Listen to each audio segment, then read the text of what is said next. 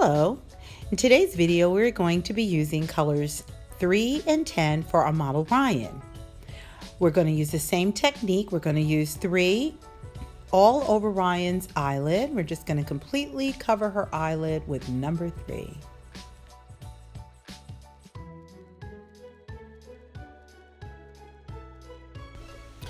And then we're going to begin using our shadowing or shading in the corners of the eyes with her number 10 color. We're going to put that right in the corner just like we did in the other videos, and we're going to make sure that we get it on there really well. We're going to blend those colors together and make sure her eyes pop on stage. Beautiful, Ryann.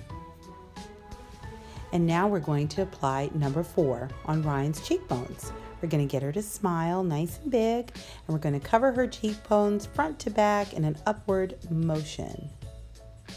Nice and pretty. Make sure you've already laid your foundation down, that your children already have their foundation on before you apply any of your eyeshadow, blush, or lipstick. Foundation first. Beautiful. Thank you for watching.